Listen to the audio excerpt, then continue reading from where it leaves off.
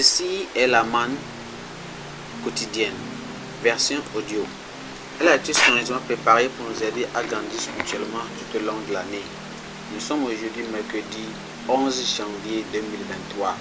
11 janvier 2023 et nous considérons l'arme divine. L'arme divine. Nous allons prier. Père, nous te remercions, nous te glorifions pour cette opportunité que tu nous as donnée. Notre prière, Seigneur, que tu nous guides à travers cette parole. Aide, Seigneur, de l'entendre et surtout de la mettre en pratique quand elle vient vers nous. Au nom de Jésus, nous te remercions car tu nous as exaucés. Au nom précieux de Jésus, nous avons prié. Amen. Nous considérons l'arme divine. L'arme divine. Nous allons considérer notre texte de lecture dans Exode chapitre 4. Nous allons partir du verset 18 jusqu'au verset 26. Exode chapitre 4, nous allons partir du verset 18 jusqu'au verset 26. Lisons la Bible ensemble. À partir du verset 18. Moïse s'en alla et de retour auprès de Jéthro, son beau-père, et lui dit: Laisse-moi, je te prie, aller rejoindre mes frères qui sont en Égypte, afin que je voie s'ils sont encore vivants. Jéthro dit à Moïse: Va en paix. L'Éternel dit à Moïse: À Midian, va, retourne en Égypte, car tous ceux qui en voulaient à ta vie sont morts.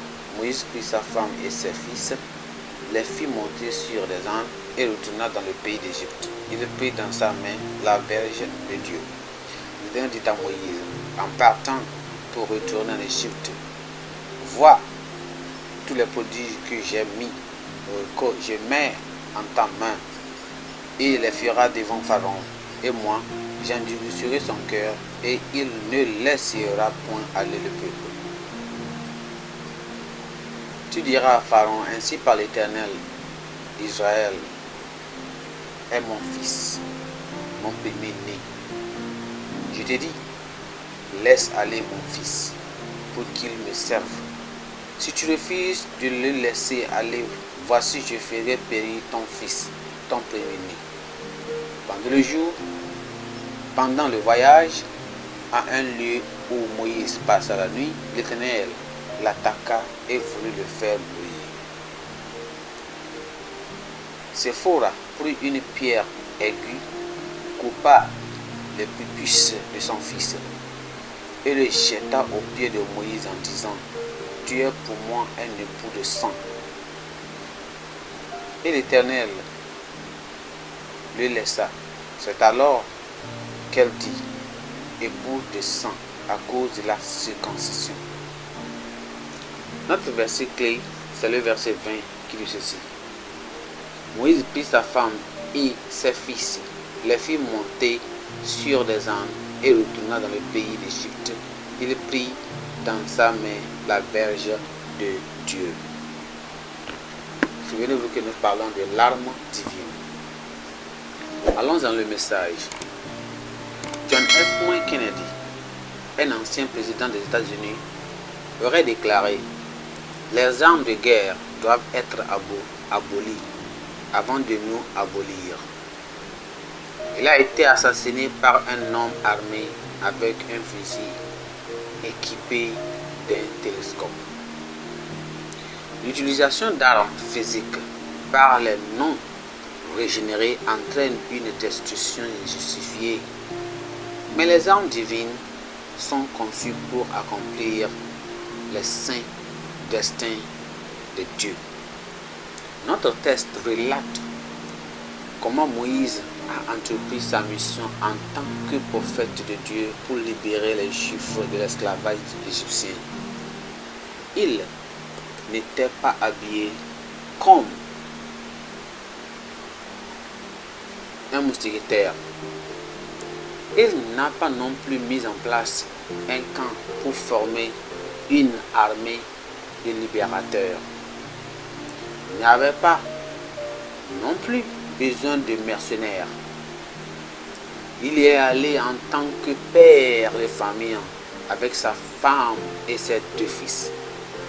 Il a seulement pris une verge, monté sur une âne, dans un voyage de foi pour confirmer l'écriture qui dit que les armes de notre guerre ne sont pas charnelles, mais puissantes par Dieu pour abattre les forteresses.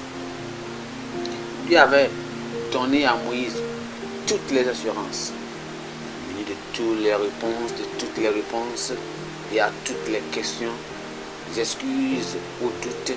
Moïse était maintenant prêt à aller et l'ayant et devant avec la force du Seigneur. À 80 ans, il avait surmonté l'immaturité et l'infirmité de sa jeunesse. Il en savait maintenant plus.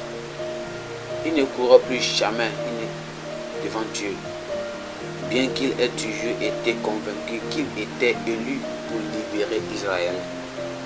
Il était laissé le feu de son exubérance juvénile lorsqu'il avait fait la première tentative pour sauver Israël 40 ans plus tôt. Nous n'avons pas besoin de nous presser, mais plutôt d'attendre Dieu, de suivre sa méthode, d'utiliser uniquement les armes qu'il nous prescrit et la manière dont il nous dirige. C'est alors que la victoire est certaine.